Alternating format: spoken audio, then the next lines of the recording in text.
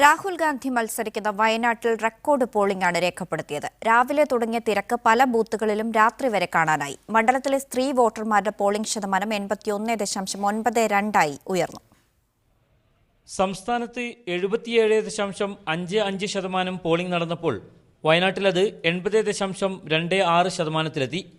മണ്ഡലത്തിലെ 13,57,819 വോട്ടർമാരിൽ 10,89,899 പേർ തങ്ങളുടെ സമ്മതിദാനാവകാശം വിനിയോഗിച്ചു. കാലത്ത് മുതൽ തന്നെ മണ്ഡലത്തിലുടനീളം വോട്ടർമാരുടെ നീണ്ട നിരയാണ് കാണാനായത്. വൈകിട്ട് പോളിംഗ് സമയം അവസാനിക്കുമ്പോഴും പല ബൂത്തുകളിലും വോട്ട് ചെയ്യാനെത്തിയവർ കാത്തുനിൽപ്പായിരുന്നു. കന്നി വോട്ടർമാരും സ്ത്രീ വോട്ടർമാരും സജീവമായി തന്നെ വോട്ടെടുപ്പിൽ പങ്കെടുത്തു. 81.92% സ്ത്രീ വോട്ടർമാരുടെ പോളിംഗ്. 2014 അപേക്ഷിച്ച് പോളിംഗിൽ 77% വർധനയുണ്ട്. LDF തികഞ്ഞ വിജയപ്രതീക്ഷയാണുള്ളത്. വയനാട്ടിൽ ഇത്ര നല്ലൊരു പ്രവർത്തനം ഇതിനു മുമ്പ് നടന്നിട്ടുണ്ടെന്ന് എനിക്ക് തോന്നുന്നില്ല. വളരെ സ്പിരിറ്റഡായി വളരെ ചിട്ടയോടുകൂടിയുള്ള പ്രവർത്തനമാണ് നടന്നത്.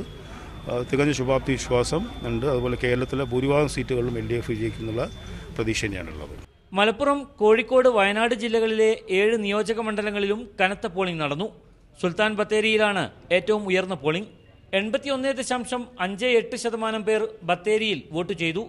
കോൺഗ്രസ് അധ്യക്ഷൻ രാഹുൽ ഗാന്ധി മത്സരിക്കാനെത്തിയതോടെ ദേശീയ ശ്രദ്ധയിലേക്ക് ഉയർന്ന വയനാട്ടിൽ ഇടതുപക്ഷവും ശക്തമായ പ്രചാരണം നടത്തിയിരുന്നു.